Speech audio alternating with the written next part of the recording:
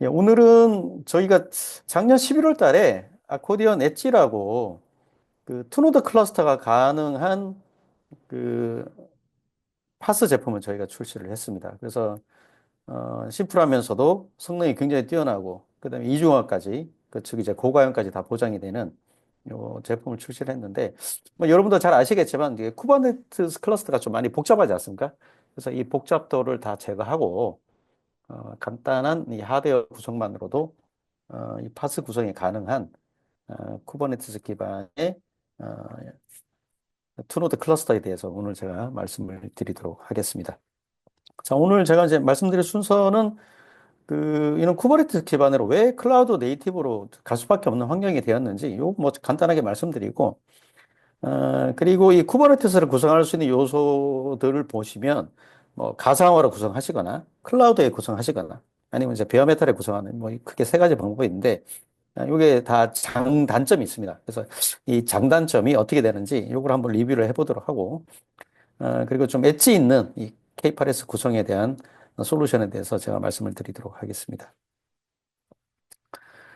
여러분들 이제 클라우드 네이티브가 뭔지는 다 아실 것 같습니다. 예. 자, 우리가 알고 있는 이제 클라우드 컴퓨팅은 서버 스토리지 네트워크를 가상화를 하고, 이를 가상 머신으로 내가 필요할 때마다 즉시 할당할 수 있는 체계를 꾸리는 것. 이게 이제 바로 클라우드 컴퓨팅이죠. 그래서 즉, 이제 IaaS 개념이 주로 이제 클라우드 컴퓨팅이고, 그리고 이렇게 클라우드 컴퓨팅에서 자원을 할당을 해주면, 이제 거기에 뭐 OS, 뭐 미들웨어, 데이터베이스, 뭐 보안 솔루션, 프레임워크 등등의 다양한 소프트웨어 작업을 합니다. 근데 이제 이 소프트웨어 작업을 함에 있어서 이제 이슈가 존재하죠. 어떤 이슈가 존재를 하냐면, 어, 다 엔지니어들이 이 수작업으로 다 이 스택들을 다 올려야 되는 것도 있고, 그리고 이 소프트웨어가 항상 OS나 인프라가 변하게 되면 이 소프트웨어 자체도 또 업데이트를 해줘야 됩니다. 이제. 예. 그래서 여러분 아시겠지만 기업 내에 이 소프트웨어가 딱 한 종류만 쓰는 건 아니죠. 뭐 아시겠지만 금융권 같은 경우 한 400여 이상 종류의 솔루션을 사용을 하고 있고, 시골에 아주 그 작은 시, 군청 뭐 이런 데 같은 경우도 한 70에서 80여 가지의 솔루션들을 사용을 하고 있습니다. 근데 그런 것 때문에 이제 인프라가 변하거나 OS가 변해버리면 이 수많은 소프트웨어에 대해서 다 테스트를 하셔야 되고 환성 테스트를 해야 되는 이런 문제들이 발생을 하죠. 그리고 문제는 요즘 이제 이 OS 변화가 굉장히 잦은 이제 이런 문제가 발생을 합니다. 특히 이제 클라우드 세상에 오게 되니까 인프라의 변화가 이제 굉장히 좀 다이내믹하게 굉장히 자주 변하는 거죠.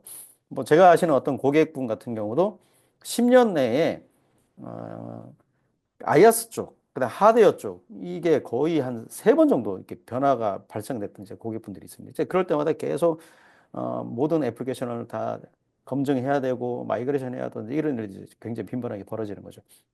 그래서 이 클라우드 세계에서는 인프라의 변화가 이제 굉장히 다이내믹하게 굉장히 작게 발생을 하다 보니까 앱에 대한 수정, 그다음에 앱에 대한 어떤 마이그레이션 이런 작업들, 그다음에 검증 테스트 이런 것들이 굉장히 빈번하게 이제 일어나더란 겁니다. 이제 그리고 이제 요즘 비즈니스 변화가 이렇게 굉장히 빠른데 이 빠른 비즈니스 변화에 대해서 어, 적용을 하기 위한 솔루션 개발을 하기도 바쁜데 인프라 변화에 따라 유지 보수성의 개발도 해야 되는 이제 이런 문제가 발생을 하는 겁니다. 그래서 개발자들이 뭐 이런 환경에서 계속 유지보수성의 어떤 개발을 할 수 있는 여력이 안 되기 때문에 애플리케이션을 하나 코드를 짜게 되면 하부의 인프라 구조가 변하더라도 앱에 수정 없이 구동이 가능한 환경으로 애플리케이션 아키텍처를 해야 되겠다라고 해서 정의를 내린 게 바로 이제 클라우드 네이티브입니다. 그래서 클라우드 네이티브는 주로 애플리케이션에 대한 영역에 좀 해당되고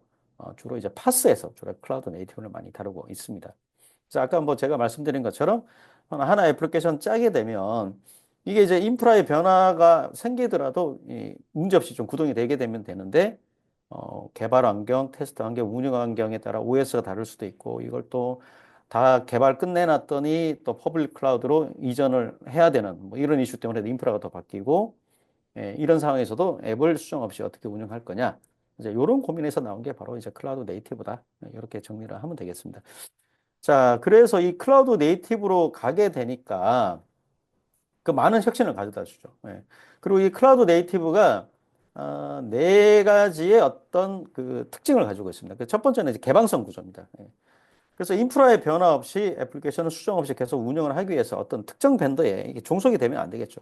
하드웨어에 종속이 되면 안 되겠고, 특히 이 클라우드 네이티브가 지향하는 이 애플리케이션 아키텍처링을 할 때는 OS의 변화에 대해서도 비종속적으로 우리 애플리케이션을 구동이 가능하게 하겠다라는 이제 취지에서 이 아키텍처를 하게 됩니다. 그렇기 때문에 뭐 개방형 구조를 가져가는 것은 당연한 거고요.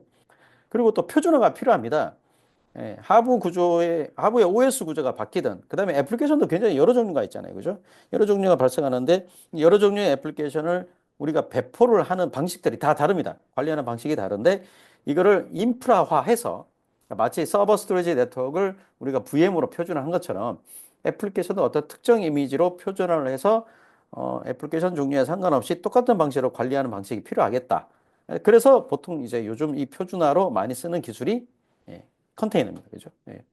그래서 컨테이너로 다 표준화해서 똑같은 방식으로 이제 관리를 하겠다는 겁니다. 그리고 이렇게 해야지만 좀 민첩성이 어느 정도 충족이 되겠고요.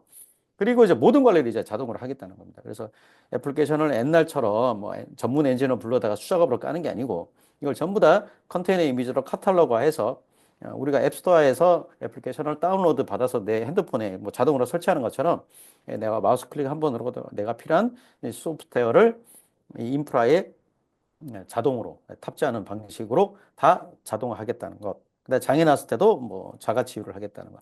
근데 성능에 어떤 요구사항이 발생했을 때 다 스케일아웃을 해야 됩니다. 그렇죠? 이런 것도 수작업적인 요소가 아니고 스케일아웃을 통해서 자동으로 특정 애플리케이션을 늘려주고 그럼 늘렸으면 또 로드 밸런싱 해야 되니까 로드 밸런싱 그룹도 자동으로 만들어주고 이런 모든 것들을 다 자동화하겠다는 이러한 그 특징을 가지고 있는 것이 바로 이제 클라우드 네이티브다 이렇게 보시면 되겠고요. 그래서 이런 거를 통해서 저희가 한 이제 9년 정도 됐네요. 그죠? 저희가 클라우드 네이티브 쪽을 하게 된 게. 그래서 이 9년 동안 저희가 그 수많은 고객을 대상으로 이 클라우드 네이티브로 모든 환경을 바꾸니까 어떤 핵심을 가져줬는지를 한번 정리를 쭉 해봤습니다. 그래서 생산성의 측면으로 봤을 때는 개발 집중도가 한 40% 이상 향상이 되더라는 겁니다. 이제 왜냐하면 이게 개발하시는 분이 이제 그 좀 혁신적인 개발을 해야 되는데 유지 보수성에 대한 개발에 업무의 한 70%를 뺏기고요. 그다음에 개발 환경 구축을 하기 위해서 여러 솔루션들을 올립니다. 그죠? 이제 이런 것들 옛날에 수작업으로 다 올렸는데 이 인프라 작업이죠. 이제 이런 것들을 보면 어떻게 보면 인프라 작업에 또 굉장히 많은 또 시간이 허비되는 것들이 있었는데 이런 것들이 이제 더 이상 시간에 대한 낭비 필요 없이 그러니까 신규 애플리케이션에 대해서 혁신적인 앱에 대한 어떤 개발에 좀 더 집중을 할 수가 있습니다. 그래서 개발 집중도가 훨씬 더 높아지고 그리고 우리가 이제 그 반복 작업이 굉장히 많습니다. 그죠? 그래서 OS 껍데기가 포함된 뭐 VM을 하나 만들어 주게 되면 거기에 애플리케이션을 올리고 확장할 때 보면 또 이 똑같은 애플리케이션을 서버를 만들고 OS 올리고 앱 올리고 뭐 이런 것들. 근데 이런 것들 반복 작업이죠. 이런 것들이 한 100배 이상 뭐 제거가 되는 뭐 이런 것들도 고객들이 많이 얘기를 해주셨고 특히 이제 무엇보다 애플리케이션 릴리즈 속도가 한 300% 정도 향상이 되는 이런 이제 놀라운 효과가 있었습니다. 자, 우리가 앱을 하나 개발하는데 OS가 여러 개예요. 그러면 그 여러 개의 리눅스 배포판에 맞게끔 우리가 다 테스트하고 수정을 해줘야 되는데 이제 컨테이너화해서 클라우드 네이티브로 가게 되면 이제 더 이상 그럴 필요가 없는 거죠. OS의 변화에 따라 앱은 이제 더 이상 수정을 안 해줘도 되니까 당연히 애플리케이션 그 릴리즈 속도, 출시 속도가 굉장히 빨라지고 그리고 자동화된 방식으로 모든 것을 처리하기 때문에 뭐 고급 엔지니어가 뭐 앱을 배포하든 아니면은 신입급의 어떤 엔지니어가 앱을 배포하든 똑같은 어떠한 그 유저 익스피리언스를 가지고서 고퀄리티의 어떤 서비스 구현이 가능합니다. 그래서 휴먼 에러 자체를 거의 다 방지를 할 수가 있고요. 그리고 이제 비용 절감 측면에서도 보더라도 애플리케이션 개발 비용이 거의 한 10배 이상, 저희가 봤을 때는 거의 10배 이상 절감이 됩니다. 왜냐하면은 아까 말씀드린 것처럼 다양한 OS에서 어떤 퀄리티 어슈어런스를 할 필요도 없고, 그리고 유지 보수성에 대한 개발 자체가 많이 줄기 때문에 이 개발팀에 대해서 어느 정도 비용 절감에 대한 혁신을 꾸릴 수가 있습니다. 그리고 뭐 전문 인력 비용 한 70%에서 절감이 가능합니다. 왜냐하면 과거에 이제 우리가 미들웨어나 데이터베이스나 이런 거 작업하려면 전문 엔지니어 불렀어야 되는데 이거를 이제 마우스 클릭 한 번으로 배포가 가능한 카탈로그를 하나 시킴으로써 이런 고급 엔지니어에 대한 어떤 의존도 이런 걸 이제 많이 줄일 수가 있는 거죠. 그리고 당연히 이제 개발 테스트 배포 비용 이거 당연히 절감이 되겠고요. 뭐 전체적으로 인프라에 대한 유지 보수 비용도 한 30% 이상 절감을 할 수가 있습니다. 자, 그러면 요런 클라우드 네이티브 환경을 꾸리기 위해서 요즘 이제 가장 하부에 기반이 되는 게 바로 쿠버네티스입니다. 예, 그래서 이 쿠버네티스 자체를 가지고서 클라우드 네이티브 환경을 많이 구축을 하게 될 텐데요. 자, 요걸 VM에 하는 게 좋을지, 베어메탈에 하면 좋을지, 예, 지금 많이 고민이 됩니다. 그죠? 예. 자, 요 부분에 대해서 한번 비교해서 제가 말씀을 드리도록 하겠습니다. 자, 여러분들 보통 이제 쿠버네티스 그러면 이제 컨테이너 플랫폼이잖아요. 그죠? 컨테이너를 근데 우리가 일반적으로 이제 그 물류에서 사용하는 컨테이너, 이게 어떻게 적재를 합니까? 예, 여기 이제 그림에 보시는 것처럼 그 배에다가 그냥 적재를 하죠. 그죠? 컨테이너 선에다 이렇게 적재를 합니다. 여기 이제 현실 세상입니다. 그죠? 예, 현실 세상인데, 자, 근데 문제는, 우리 IT 쪽에 오게 되면 이 컨테이너를 어떻게 선적을 합니까? 예. 자, 어떻게 선적을 하냐면요. 자, 이렇게 배가 있습니다. 그죠? 예, 배가 있고, 배 위에 또 이제 배를 올립니다. 그죠? 예, 그리고 그 작은 배 위에 이렇게 이제 컨테이너를 선적을 하죠. 그죠? 예. 그래서 이 큰 배가 호스트. 이게 물리 서버라고 여러분 생각하시면 돼요. 그리고 저 작은 배가 이제 VM. 예. 이거 뭔가 좀 부자연스럽지 않습니까? 이제. 예, 우리가 현실 세계에서 컨테이너를 배에다 선적할 때 저렇게 선적을 하진 않죠. 예, 근데 IT 업계에 딱 IT 월드에 오게 되면 예, 호스트라는 이 큰 배에다가 VM이라고 하는 작은 배를 만들고 거기 위에 예, 이렇게 컨테이너를 올립니다. 예. 자, 그러면 그 쿠버네티스를 구성할 때 쿠버네티스가 탑재가 가능한 인프라 아까 제가 말씀드린 것처럼 물리 서버, 그다음에 클라우드, 그리고 VM 이렇게 세 가지 다 가능하다고 제가 말씀드렸죠. 그 저희 고객사를 대상으로 비율을 한번 조사를 해봤습니다. 제가. 예. 그랬더니 베어메탈에 그냥 그러니까 가상화 레이어가 없는 거예요. 베어메탈에 그대로 컨테이너를 올린 게 한 30%. 그리고 VM웨어 환경에 올린 게 42%. 그리고 기타 가상화 위에 올린 게 한 7%. 퍼블릭 클라우드 뭐 그러니까 뭐 AWS, 애저, 네이버, 뭐 KT, NHN 뭐 이런 이제 퍼블릭 클라우드가 되겠죠. 여기 상에 올린 게 한 21% 정도 됩니다. 그래서 전체적으로 봤을 때는 이제 가상 환경에 올린 게 한 70%, 베어메탈에 올린 게 한 30%. 이 정도 된다. 이렇게 보시면 되겠고 가상 환경 중에서도 이제 VM웨어 환경에서 이렇게 컨테이너를 올리는 게 좀 이제 가장 압도적으로 많다. 이렇게 이제 보실 수가 있습니다. 그리고 저 초기에는 저 베어메탈에 이 컨테이너를 올린 사례가 그렇게 많지는 않았습니다. 많지는 않았는데 예, 작년부터 이제 이 베어메탈에 올리는 사례들이 점점 늘어나고 있습니다. 이제 여러분도 아시겠지만 이제 그 온프라미스 상에서 가상화 기술로 이제 VM웨어를 많이 썼는데 옛날에 이게 저비용이었어요. VM웨어가. 근데 이제 작년에 브로드컴으로 인수합병 되면서 가격이 최소 4배 이상 올라버렸죠. 4배 이상 올라버리면서 반사 이익을 누리는 IaaS 업체들도 좀 많이 생기게 되었고, 그다음에 저희 같은 이제 이 컨테이너 쪽 솔루션을 가지고 있는데도 이제 베어메탈에 대한 요구사항들이 좀 늘어나기 시작을 했습니다. 네. 자, 그러면 요 구성을 가상화라는 것과 베어메탈하는 것, 이게 장단점이 있을 거잖아요. 그죠? 네. 그 장단점이 어떻게 되는지 그걸 한번 비교해 보도록 하겠습니다. 나름 이제 장단점이 있습니다. 그리고 제가 보면 이제 VM에 탑재하는 게 좋으냐, 베어메탈에 탑재하는 거 좋으냐. 여기에 그 장점에 해당되는 더 유리한 부분에 대해서 제가 요 이제 밑줄 표시를 해놨습니다. 자, 성능적인 측면에서 본다면 당연히 베어메탈에 컨테이너 올리는 게 훨씬 더 성능이 좋습니다. 이제 VM 같은 경우는 이제 하이퍼바이저 자체의 특성을 가지고 있습니다. 그죠? 하이퍼바이저가 중간에 에뮬레이터를 하고 그다음에 VM 안에서도 드라이브를 올리고 OS를 구동을 해야 되기 때문에 여기서 어느 정도 리소스를 깎아 먹습니다. 그래서 한 50에서 70% 정도 성능을 냅니다. 그에 반면에 이제 베어메탈의 컨테이너 올리게 됐을 때 컨테이너 같은 경우는 안에 뭐 커널도 없고 OS 자체가 없잖아요. 그렇죠? 그래서 호스트 OS를 그대로 공유해서 쓰는 구조이기 때문에 베어메탈 성능을 다 냅니다. 그래서 성능 면에서는 당연히 베어메탈의 컨테이너 올리는 게 성능이 월등히 뛰어나고요.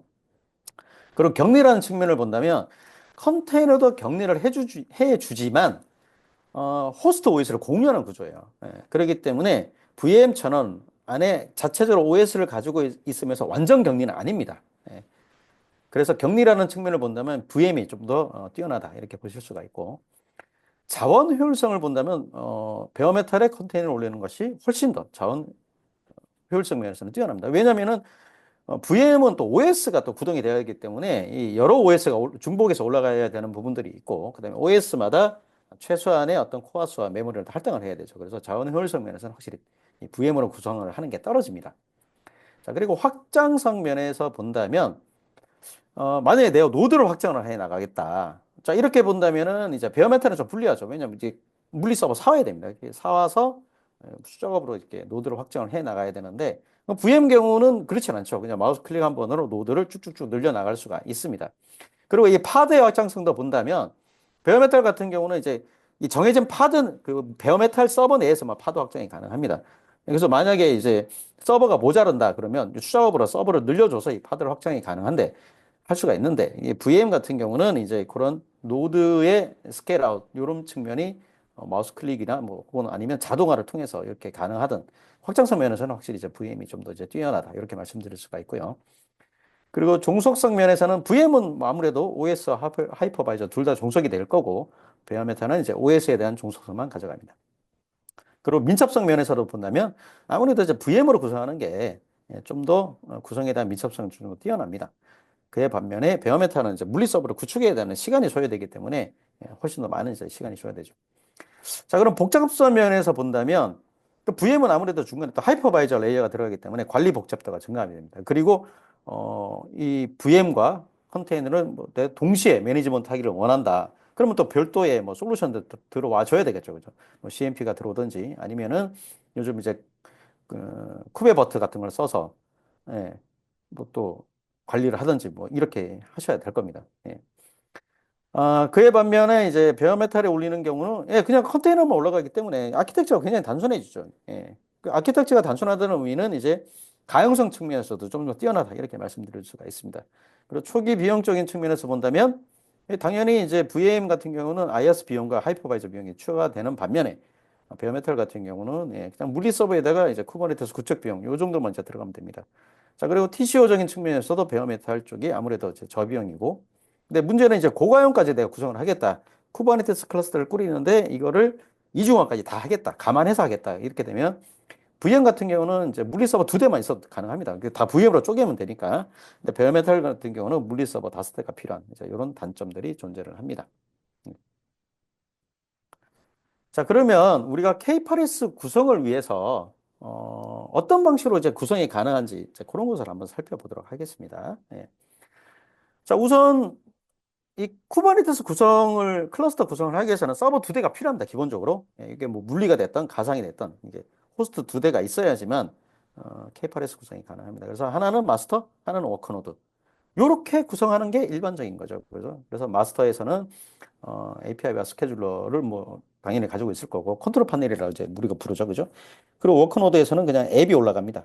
앱이 올라가는 그런 구조가 되겠습니다. 그래서 각각의 로컬 스토리지의 뭐 마스터에서는 etc라는 그다음에 컨테이너 레지스트리 저장하고 워크노드는 애플리케이션에서 필요한 뭐 퍼스텐스 볼륨이나 아니면 로깅 뭐 이런 걸 이제 주로 구성을 하게 됩니다. 그래서 이렇게 딱 2대 구성을 해서 운영은 가능한데 문제는 이제 장애 나면 끝이죠. 싱글 포인트 오브 페일러를 가지고 있습니다. 한 대 장애 나면 다 끝나버립니다. 그래서 운영 환경에서는 리스크가 존재하기 때문에 주로 이제 개발단에서는 뭐 이렇게 쓸 수가 있는데 운영단에서는 우리가 뭐 이렇게 구성 안 하죠. 그래서 모든 구성 요소에 대해서 이중화가 필요합니다. 자, 그러면 쿠버네티스 구성에 있어서 우리가 이중화를 하겠다. 그러면 어떻게 구성합니까? 마스터가 최소한 3대 있어야 됩니다. 그죠? 그래서 3, 5, 7. 그래서 메조리티 노드 셋이라 그래서 이렇게 이제 이렇게 3대로 구성을 하게 되고요. 그다음에 워크노드는 최소한 2대는 있어야 되겠죠. 그죠? 그래야 한 대가 장애 났을 때 다른 워크노드에서 올라온 파드를 가지고 서비스가 가능할 겁니다. 자, 그리고 이들이 데이터를 공유를 해야 됩니다. 그죠? 여러 노드가 고가형 구성을 할 때는 데이터를 공유를 해야 되는 구조를 가져가야 되기 때문에 외장 스토리지를 뭐 NAS, 뭐 그다음에 플러스 퍼스티언스 볼륨을 위해서는 뭐 생 같은 거, 아이스카시 같은 거 이런 거 붙여줘야 될 겁니다. 그래서 필요한 데이터는 전부 다 레지스트리나 PV 같은 경우는 이제 외장 스토리지에 저장하는 구조로 가져가게 되죠. 자, 그래서 최소한 5대 정도는 있어야지만 이렇게 쿠버네티스 클러스터가 구성이 가능합니다. 이 굉장히 보수적으로 보면 뭐 5대뿐만 아니라 한 8대 정도는 있어야 실제적으로는 이제 구성이 가능한 구조가 바로 이제 쿠버네티스 클러스터다 이렇게 보시면 되겠습니다. 그래서 이중화까지 감안하면 5대에서 8대 정도는 필요한. 그래서 굉장히 많은 이제 서버가 들어갑니다. 예. 자, 그러면 우리가 이렇게 생각해 볼 수 있겠죠. 야, 그럼 나 물리 서버 좀 줄이고 싶은데, 이거 5대를 가지고 구성하기에는 이게 너무 좀 비효율적이다. 예, 그다음 비용이 너무 많이 좀 들어갈 것 같다. 예, 그래서 어떻게 구성합니까? 예, 물리 서버 2대 이렇게 딱 갖다 놓고 하이퍼바이저를 구성합니다. 하이퍼바이저 구성하고 그리고 마스터 워커 노드 요거를 전부 다 이제 VM으로 구성을 하는 거죠. VM으로 구성하면 물리 서버 2대만 두고 이렇게 다 이중화까지 구성할 수 있는 고가용 구성이 가능한 이런 구성이 가능합니다. 예. 자, 그런데 요 구성 같은 경우 어떻습니까? 하이퍼바이저 중간에 들어가줘야 되죠. 그리고 실제 이렇게 구성을 많이 해왔었어요. 이렇게 구성을 많이 해왔는데 요 구성이 이제 최근에 좀 문제가 생겼죠. 하이퍼바이저 비용이 너무 많이 올랐습니다. 요걸 이제 우리가 vSphere를 많이 썼는데 하이퍼바이저를 이제 아까도 제가 소대에서 말씀드렸지만 브로드컴으로 인수되면서 가격이 천정부지로 치솟아 버렸죠. 그죠? 천정부지로 치솟아 오르면서 요 구조 구성이 더 이상 저비용 구조가 아닙니다. 예전에 이제 그 하이퍼바이저만 VM웨어에서 판매를 했을 때는 이런 구성을 좀 싸게 저렴한 비용으로 가능했었는데 지금은 이제 더 이상 그렇지 않죠. 자, 그러면 우리가 이렇게 생각해 볼 수 있죠. 케이블 VM으로 구성하면 되지 않겠냐. 근데 여러분 아시겠지만 이제 오픈스택도 마찬가지고 KVM도 그렇고 뭐 성능 면에서나 가용성 면에서나 VM웨어에 필적할 만한 정도의 어떤 신뢰도를 주지를 못했죠. 시장에서. 그죠? 뭐 여러분 아시겠지만 특히 오픈스택 같은 경우는 중국적 커뮤니티로 많이 넘어가면서 어, 요즘 이제 고객들도 많이 꺼리는 그러한 이제 IaaS 솔루션이 되었습니다. 자, 그렇게 되다 보니까 고객 선택은 딱 두 가지죠. 물며 겨자 먹기로 VM웨어를 고비용으로 구성하든지 아니면 아예 이참에 하이퍼바이저 레이어를 이제 빼버리자. 예. 근데 문제는 이제 하이퍼바이저 레이어를 빼버리려니까 이제 앞에 있는 요런 구성으로 가야 될 수밖에 없는 이제. 그래서 진퇴양난의 어떤 그 환경에 처해 있다. 이렇게 말씀드릴 수 있겠습니다. 이따 뭐 당연히 제가 이제 여기에 대해서도 어떤 해결할 수 있는 방안이 있으니까 제가 오늘 웨비나를 진행했겠죠. 그죠? 그 이따 말씀을 드리도록 하겠습니다. 자, 그리고 우리가 쿠버네티스 클러스터 구성을 함에 있어서 또 하나의 또 이슈가 있죠.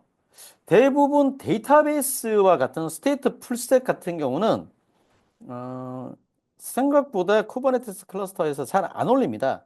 DB 같은 경우는 여전히 VM이나 물리 서버에 많이 올리고 주로 이제 그 AI 쪽이나 웹아스 특히 이제 일반적으로 그 스테이트리스 데이터 저장을 하지 않는 애플리케이션들을 주로 이제 쿠버네티스상에서 많이 올립니다. 그러니까 우리가 DB를 왜 안 올리는가 이런 거를 저희가 한번 서베이를 해봤습니다. 서베이를 해보니까 일단은 신뢰도. 자, 왜 신뢰도 문제가 왜 생기느냐? 데이터베이스를 컨테이너화해서 물리 서버에 올리게 되면 격리도 가능하면서 성능이 정말 뛰어납니다. 근데 문제는 이거 이중화 어떻게 할 거냐는 겁니다. 여러분 아시겠지만 이제 쿠버네티스가 스테이트리스에서는 확실히 고가용을 제공해 주는데 스테이트 풀셋은 페일오버나 이중화에 대해서 관여를 하지 않습니다. 그러면 스테이트 풀셋, 데이터베이스와 같은 스테이트 풀셋은 이중화 어떻게 되느냐? DB 자체적으로 제공하는 이중화 있죠.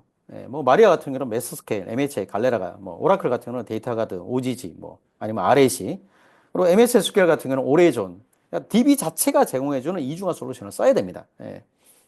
이게 이제 너무 고비용이죠. 그리고 여기 이제 화면에서 여러분 보시는 것처럼 뭐 내가 세 가지 종류의 어떤 그 DB를 사용한다. 그러면 각각의 이중화 방식이 다 다릅니다. 다 다르고 그리고 이제 그 DBA들이 보니까 좀 특징이 있더라고요. 데이터베이스 자체 기술 지원하는 것에 좀 관심이 있지. 이걸 이중화하는 것까지는 좀 신경 쓰고 싶지 않아 하시더라고요. 그래서 이런 이중화 같은 경우는 좀 인프라 단에서 해결하면 안 되겠느냐, 이런 입장을 많이 피력을 하시더라고요. 자, 이렇다 보니까 우리가 알고 있는 서드파티 솔루션들, 예. 뭐 오픈 소스로 이제 페이스메이커가 있고 저희 회사 같은 경우는 MCS를 제공해 주죠. 그죠? 또 경쟁사 같은 경우 뭐 베리타스의 인포스케일도 있고. 자, 이게 그러면 컨테이너화된 이 데이터베이스를 이중화해 주면 되는 거 아니냐? 근데 문제는 서스 파티가 현재 컨테이너에 대한 이중화를 지원 안 합니다. 현재 이제 데이터베이스는 또 이런 문제들을 가지고 있더라는 겁니다. 자, 그래서 RDBMS는 온프라미스 상에서 고가용성과 성능 이슈로 여전히 70% 이상이 물리 서버에서 현재 운영을 하고 있더라. 그리고 또 여기서 문제는 뭐냐면 데이터베이스에 할당된 코어 수를 저희가 평균을 내보니까 4코어 정도 되더라고요. 가장 많은 게 4코어입니다. 그리고 간혹가다 8코어도 있는데 그 이상 데이터베이스에 어떤 자원이 할당이 안 됩니다. 근데 요즘은 여러분 아시겠지만 서버 한 대 사면 40에서 80코어는 그냥 우습게 나옵니다. 그러면 이 서버에 데이터베이스를 여러 종류를 격리해서 올릴 수가 있는데 지금 현실적으로 이 컨테이너에서 올리기에는 이 이중화 솔루션에 대한 부재 때문에 못 올리는 이런 현실에 우리가 이제 처해 있는 거죠. 자, 그래서 지금까지 제가 말씀드린 걸 가지고 뭐 좀 정리를 해봤습니다. 이 쿠버네티스를 구성하는 방식, 그래서 최소한의 물리 서버 2대로만 구성하는 방법, 그리고 HA까지 감안해서 물리 서버로만 구성하는 경우, 그리고 HA 감안해서 최소한의 물리 서버로 구성하는 경우. 그래서 뭐 HA까지 감안해서 물리 서버로만 구성하려면 5대 있어야 되겠죠. 그죠? 근데 2대만 가지고, 물리 서버 2대만 가지고 이중어까지 감안하겠다. 그러면 중간에 하이퍼바이저가 들어가면 됩니다. 이제 맨 오른쪽에 있는 표처럼 하이퍼바이저가 들어가면 되는데, 문제는 이제 외장 어레이가 있어야 되고, 하이퍼바이저가 추가로 더 들어와야 되죠. 그죠? 자, 간소성 면에서는 어떻습니까? 최소한의 물리 서버로 구성하면서 하이퍼바이저가 안 들어오고, 이중어까지 되면 가장 좋겠죠. 예. 자, 요거를 우리가 오각형으로 이렇게 한번 표시를 해봤습니다. 이렇게 제가 해보니까 최소한의 물리 서버로만 구성하는 경우는 이 고가형이 가장 큰 취약점을 가지고 있고 그 외 성능, 가격, 심플한 구성, 집적도 이런 면에서는 이제 꽤 훌륭합니다. 이게 고가형성, 이중화 빼고는 다 훌륭합니다. 예. 근데 이제 이중화를 안 할 수는 없잖아요. 그죠? 자, 그래서 HA 감안한 물리 서버로만 구성하는 경우는 뭐 성능, 고가용, 집적도 어느 정도 만족하는데 문제는 이제 비용이죠. 그러니까 구성도 심플하지 않죠. 좀 복잡해지죠. 자, 그러면 HA까지 감안한 최소한의 물리 서버, 하이퍼바이저까지 껴서 구성하는 경우 어떻습니까? 고가용 만족하는데 문제는 성능이 떨어지죠. 하이퍼바이저 때문에. 비용, 당연히, 예, 하이퍼바이저 비용 때문에 이제 더 추가됩니다. 그래서 심플한 구성. 5대로 구성하는 것보다는 좀 심플합니다. 그죠? 근데 심플하지만 그래도 중간에 딱 하이퍼바이저가 들어가기 때문에 복잡도 면에서는 최소한의 물리 서버 2대로만, 이중화 안 하고 2대로만 구성하는 것보다는 복잡도는 좀 더 올라갑니다. 그죠? 집적도, 하이퍼바이저 때문에 당연히 집적도가 좀 이제 떨어지게 되는 이런 구조입니다. 예. 자, 그러면 우리가 이제 이런 걸 한번 생각해 보죠. 성능, 비용, 심플한 구성, 집적도, 이중화까지 다 만족할 만한 구성이 없겠나. 예. 간단하게 말씀은 서버 딱 2대, 물리 서버 2대만 가지고 이중화까지 쿠버네티스 클러스터 구성 안 되겠니? 이제 바로 이겁니다. 이제 더 이상 VM웨어의 정책 변경으로 저비용으로 가상화상에서는 쿠버네티스 클러스터 구성 자체가 불가능해졌기 때문에 이러한 요구사항들이 계속 나오는 겁니다. 자, 그래서 저희가 작년에 11월 달에 솔루션 하나를 출시를 했습니다. 이름하여 아코디언 엣지입니다. 자, 이 아코디언 엣지는 뭐냐면요. 물리 서버 2대를 가지고 쿠버네티스가 이제 마스터라고 하는 컨트롤 파넬이 있고 애플리케이션에 올라가는 워크노드가 있잖아요. 그죠? 이거 분리를 했었어요. 그죠? 이거를 한 서버에 다 집어넣습니다. 한 서버에 다 집어넣어서 노드 1과 노드 2가 마스터 역할을 하면서 워크노드 역할을 하는 겁니다. 둘 다 액티브로 다 움직이고요. 그리고 이 컨트롤 판넬은 노드 1이 만약에 액티브면 컨트롤 판넬에 대해서만 노드 2는 이제 스탠바이로 이렇게 액티브 스탠바이로 움직이는 그런 구조입니다. 자, 그리고 노드 1에서 컨트롤 판넬에서 가지고 있는 그 메타데이터 있죠. etcd. 그다음에 컨테이너 레지스트리 이런 것들은 노드 1에서 노드 2로 실시간 데이터 복제를 해준다. 블럭 레벨로. 그래서 외장 어레이를 공유하는 방식으로도 가능하고요. 외장 어레이가 없고 우리는 그냥 로컬 디스크밖에 없다. 저 엣지단에 그 장소가 협소해서 우리 서버 2대밖에 못 넣고 외장 어레이도 못 넣는다. 이렇게 됐을 때는 노드 1에서 노드 2로 모든 데이터를 실시간으로 복제를 해줄 수가 있습니다. 그리고 와스나 DB와 같은 그러니까 스테이트리스와 스테이트 풀셋의 대표적인 어떤 솔루션들이죠. 그죠? 이런 소프트웨어 같은 경우 전부 다 액티브 혹은 액티브 스탠바이로 DB 같은 경우는 액티브 스탠바이로 이렇게 또 다 이중화를 해줄 수가 있습니다. 즉 데이터베이스 같은 경우 아까 제가 말씀드렸지만 스테이트 풀셋은 쿠버네티스가 HA 구성을 지원 안 하기 때문에 서스 파티 HA를 써야 된다 말씀을 드렸었죠. 그죠? 그 DB에 대한 이중화를 저희가 다 제공해 드린다. 이렇게 이해하시면 되겠습니다. 자, DB 이중화는 어떻게 해주냐면요. 이 DB 종류는 상관없습니다. 아까 이제 그 보통 데이터베이스 자체 이중화를 쓰려 그러면 각각의 DB가 제공해주는 이중화 솔루션들을 뭐 기술 지원을 받든 구매를 하든 이렇게 다 구성을 하셔야 되는데, 음, 아코디언 엣지 자체적으로 DB에 대한 이중화를 다 제공해 줍니다. 제공해 주기 때문에, 그리고 이게 DB 종류가 상관없습니다. 뭐 포스트그레스가 됐든 MySQL이 됐든 마리아DB가 됐든 오라클이 됐든 상관없습니다. 상관없고 여기에 대한 실시간 데이터 복제뿐만 아니라 장애나 스텝 페일오버까지 다 제공을 해드립니다. 네. 그래서 이 장애 감시는 노드 자체에 대한 장애 감시, 그다음 파드에 대한 장애 감시, 파드 안에 그 데이터베이스가 돌잖아요, 그렇죠? 이 데이터베이스 엔진에 대한 장애 감시, 그리고 퍼시sten스 볼륨의 데이터를 저장할 겁니다, 그렇죠? 이 스토리지에 대한 장애 감시를 다 합니다. 다 하고 장애가 나게 되면 다른 노드로 페일오버를 수행을 해줍니다. 그리고 이게 이제 중간에 하이퍼바이저가 없기 때문에 베어메탈 성능의 98%를 다 낸다고 보시면 되겠습니다. 그래서 데이터베이스의 성능이 떨어지지가 않고요. DB에 대한 이중화까지도 완벽하게 다 제공을 해드립니다. 그리고 우리가 큰 데이터 센터 같은 경우는 그 이제 멀티 쿠버네티스 클러스터 구성을 많이 합니다, 요즘. 예. 근데 이제 이 멀티 쿠버네티스 구성을 하게 되니까 어떤 문제가 발생을 하냐면 주로 이제 부서 단위로 이렇게 쿠버네티스 클러스터를 할당을 할 때, 예, 앱이 그렇게 많이 올라가진 않아요.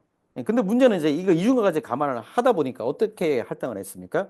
마스터 세대의 워크노드 2대 이렇게 할당을 했죠. 이 가분수 할당이 많아지는, 예, 그런 이제 어, 구성들이 막 생겨납니다. 예, 생각보다. 예. 이게 이제 인프라 운영자가 보기에는 좀 불합리하죠. 예, 서버 2대 앱 올려가지고 구동을 하려고 그랬는데, 예, 관리 노드 때문에 마스터 세대를 둬야 되는, 예, 이런 이제 일들이 막 벌어지는 거죠. 예. 그래서 요거 이제 앞으로 2대만 할당이 가능합니다. 예, 요걸 뭐 물리 서버 2대로 할당하든 VM으로 만들어서 할당하든, 예, 딱 2대만 예, 이렇게 각 부서별로 쿠버네티스 클러스터 할당을 어, 할당을 이렇게 해줘서 자원을 훨씬 더 많이 절감을 할 수가 있습니다. 예. 그리고 이제 아코디언이 보면 이제 그 멀티 쿠버네티스를 동시에 또 관리를 해줄 수가 있잖아요. 그죠? 그래서 중앙에 호스트 클러스터를 요 VM 2개로 또 구성하고, 그 다음에 저기 엣지 단이나 아니면 부서별로 클러스터 할당할 때도 마찬가지로 VM 2대로 이렇게 쿠버네티스 클러스터 할당을 해줄 수가 있습니다.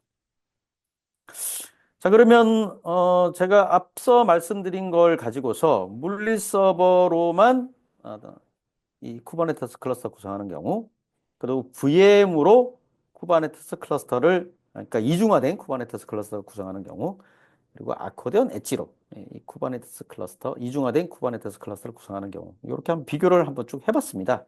예. 그래서 여기도 마찬가지로 요 밑줄 그은 게 좀 이제 유리한 거다, 이렇게 이해하시면 되겠습니다. 예. 물리 서버 5대가 이제 필요하죠, 원래는. 그죠? 예. 근데 이제 아코디언 엣지는 2대만 있으면 됩니다. 자, 외장 스토리지. 물리 서버로 구성하는 경우 외장 스토리지 반드시 있어야 됩니다. 그리고 VM 환경도 반드시 있어야 됩니다. 예, 뭐, 센이든 나스든 무조건 외장 스토리지 붙여야 됩니다. 아니면 뭐, 어, SDS, 소프트웨어 디파인드 스토리지 같은 거, 뭐, 쉘 같은 거 이런 거 만들어서 붙여야 됩니다. 아코드 엣지 없어도 됩니다. 뭐, 있으면 좋습니다. 있으면 좋은데, 만약에 없다 그러면, 예, 그러니까 각각 노드의 로컬 디스크만 가지고 구성이 가능하고, 그래서 실시간 복제를 떠버리면 됩니다. 자, 그리고 물리 서버로 구성하는 경우 아코드 엣지 하이퍼바이저 당연히 필요 없고, VM으로 하는 경우는 당연히 하이퍼바이저가 있어야 되겠죠. 자, 간소 성향에서 본다면 아코드 엣지 당연히 이제 굉장히 심플하죠. 물리 서버 딱 2대만 있으면 되고, 심지어 외장 어레이가 없어도 됩니다. 자, 이중화 아코드 엣지 당연히 지원합니다. 자, 그리고 성능 하이퍼바이저 없고 물리 서버에서 베어메탈에서 그냥 컨테이너 올리기 때문에 당연히 물리 서버로만 구성하는 경우가 성능이 더 뛰어나겠죠. 자, 그리고 확장성 면에서 본다면 VM으로 구성하는 경우 확장성 뛰어나고. 자, 아코디언 엣지 2대로만 구성 가능한 거예요? 라고 물어보시는 분이 있는데, 예, 2대가 2대로만도 구성이 가능한 거고요. 여기 노드 계속 붙일 수가 있습니다. 예, 붙여서 멀티 노드로 계속 확장해 나갈 수 있습니다. 자, 그리고 유연한 구성. 아코디언 엣지 당연히 유연하죠. 이게 제약이 없잖아요. 그죠? 하이퍼바이저 없어도 되고, 외장 어레이 없어도 되고, 단 서버 2대만 있으면 됩니다. 예. 그래서 굉장히 유연한 구성이 가능하고, 그 다음에 뭐 나중에 추가로 노드를 더 붙여가지고 확장 가능합니다. 예. 자, 초기 비용 어떨까요? 당연히 아코디언 엣지가 가장 저렴하죠. 서버 딱 2대만 있으면 되니까. 예. 예. 거기다가 아코디언 비용만 다 들어가면 됩니다. 운영 비용 당연히 이제 저렴하죠. 또 초기 도입 비용이 저렴하니까 운영 비용 저렴합니다. 집적도 어떻습니까? 아코디언 엣지 굉장히 집적도가 좋죠. 그냥 서버 두 대에 그냥 다 올리면 되기 때문에 상당히 훌륭한 집적도를 나타내준다. 이렇게 말씀드릴 수 있겠습니다. 자, 오각형 장단점 한번 볼까요? 자, 물리 서버로만 구성하는 경우 고가형 성능 집적도 어느 정도 뭐 만족하고 괜찮은데 문제는 비용이죠. 그다음에 심플하지 않죠. 복잡하죠, 구성이. 자, VM으로만 구성하는 경우 어떻습니까? VM으로 구성하는 경우 고가형은 만족하는데 성능, TCO, 심플한 구성, 집적도 이게 다 떨어집니다. 그죠? 예. 특히 이제 이 비용적인 측면에서 예, 하이퍼바이저 비용 많이 올랐죠. 그죠? 예. 자, 아코디언 엣지 어떻습니까? 예, 물리 서버 딱 두 대만 가지고 구성합니다. 예, 그러니까 성능 당연히 뛰어납니다. 베어메탈 성능 다 냅니다. TCO 당연히 이제 낮아지죠. 그죠? 네, 굉장히 심플하지 않습니까? 딱 두 대만 들어가면 됩니다. 집적도 당연히 좋죠. 그죠? 이중화 다 해줍니다. 예, 그래서 노드 원이 당했을 때 마스터 다 페일오버 해주고 데이터베이스까지도 전부 다 페일오버를 해줄 수 있는 그런 솔루션을 아코디언 엣지가 다 제공해드립니다. 자, 이래서 어떻게 구성할 수 있냐? 예, 그냥 요 중앙에 이제 센터입니다. 중앙의 데이터 센터에 뭐 우리가 알고 있는 중앙의 데이터 센터는 서버가 많이 들어갈 수 있잖아요. 그죠? 그래서 뭐 우리가 알고 있는 전통적인 쿠버네티스 클러스터 마스터 세대, 뭐 인프라 노드 두 대, 워크 노드 세 대, 뭐 그래서 여덟 대, 20대 뭐 이렇게 쿠버네티스 클러스터 큰 규모로 이렇게 꾸리고 엣지단이 존재합니다. 그죠? 엣지단. 저 5G의 뭐 어떤 기지국이나 뭐 제조 산업이나 아니면 제조의 그 MES나 아니면 저 또 어디 뭐가 있어요? 브랜치 오피스 같은 거. 예. 지역 오피스 같은 경우. 서버 많이 못 둡니다. 특히 5G 같은 경우 기지국 들어가면 서버 넣을 자리가 없어요. 공간이 아예 없습니다. 그리고 요즘 이제 AI 때문에 그 엣지 클라우드 쪽그 얘기가 많이 나오죠. 그죠? 극단적인 AI가 뭡니까? 예, 자율주행 자동차입니다. 그렇죠? 드론 같은 거, 이런 것들, 선박 같은 거, 이런 것들. 거기 서버 들어갈 공간 없거든요. 그래서 원유짜리 서버 작은 거 두 대 딱 집어넣고 얘를 이제 쿠버네티스 클러스터로 외장 어뢰 없이도 이렇게 구성을 할 수가 있습니다. 그래서 인프라 제어 없이 다양한 구성을 할 수 있다는 게 아코드 엣지 가장 큰 장점입니다. 자, 그러면 엣지는 주로 어디에 적용하는 게 좋을까요? 일단은 우리가 생각해 볼 수 있는 게 이제 5G 기지국, 그다음에 생산 라인 제어 시스템, 그리고 대형 캐리어. 요즘 이제 그 우리가 선박이나 항공기나 뭐 이런 것들 같은 경우 안에 이제 서버가 들어갑니다. 여러분들 이제 잘 아실지 모르겠는데 서버가 들어가고 이거 생각보다 복잡한 구조의 서버들이 들어가요. 그리고 이거 다 이중화 다 해줍니다. 심지어 요새는 이제 그 지하철 있죠. 지하철 그 차량에도 서버들이 들어갑니다. 왜냐하면 이제 이 컴퓨터로 다 제어를 하기 때문에. 요런 이제 대형 캐리어 쪽 같은 경우, 외국 같은 경우는 이런 것들 있죠. 5G 쪽 기지국이나 대형 캐리어 쪽에 들어가는 이런 서버들이 전부 다 쿠버네티스 아키텍처럼 많이 아키텍처링이 되고 있어요, 요즘. 근데 이거 이제 서버 많이 못 두죠. 그래서 딱 두 대만 가지고 구성이 가능합니다. 그리고 이제 아까 말씀드린 것처럼 브랜치 오피스의 그 단위 업무 인프라. 요즘 이것도 이제 쿠버네티스 전개로 많이 갑니다. 왜냐, 그 브랜치 오피스에 이런 거 쓸 일이 뭐가 있겠나 싶은데, 자, 아까도 제가 말씀드렸지만 클라우드 네이티브로 가는 가장 큰 이유가 OS가 바뀌었을 때 내가 유지 관리하고 업데이트할 소프트웨어가 너무 많잖아요. 그죠? 예. 그거 안 하려고 이제 클라우드 네이티브로 많이 가는 거거든요. 그래서 브랜치 오피스 같은 것도 클라우드 네이티브로 갔을 때 쿠버네티스 클러스터 꾸리려면 이제 상당히 많은 서버가 들어가야 되잖아요. 그죠? 이제 서버 두 대만 가지고 구성을 할 수가 있습니다. 마지막으로 아코디언 엣지 정리를 하도록 하겠습니다. 저비용입니다. 최소한의 인프라 구성으로 할 수 있다는 것 딱 두 대. 오버헤드가 없습니다. 하이퍼바이저가 빠지기 때문에 베어메탈 성능의 98%까지 다 냅니다. 이중화 다 지원합니다. 아코디언 자체적으로 어떻게 이중화가 가능할까요? 라고 이제 질문하시는 분들도 있는데, 맨텍이 뭐 하는 회사입니까? 저도 이제 아코디언 개발하기 전에 맨텍에서 거의 20년 가까이 서버 이중화만 제가 소프트웨어를 20년 가까이 판매를 하였습니다. 맨텍이 이제 고가형 정말 솔루션 잘 만드는 회사죠. 그죠? 그래서 그 고가형의 어떤 노하우를 아코디언에 다 녹여서 아코디언 엣지를 만들었다라고 생각하시면 되겠습니다. 그래서 이 단일 솔루션 요 하나만 가지고 그 어떤 애플리케이션이 됐든 어떤 데이터베이스가 됐든 전부 다 싹 다 이중화를 다 해줍니다. 그리고 실시간 데이터 복제까지 다 해줍니다. 심플한 구조입니다. 그죠? 딱 두 대만 가지고 다 된다. DB까지도 다 지원한다. 직접도 뭐 DB든 웹아스든 싹 다 올릴 수가 있습니다. 자, 그래서 앞으로 컨테이너는 컨테이너답게 호스트에 그냥 올리자. 그러면서 좀 심플하게 구성하자. 이게 바로 아코디언 엣지의 실체이며 저희 멘텍이 여러분들한테 제공할 수 있는 가치입니다.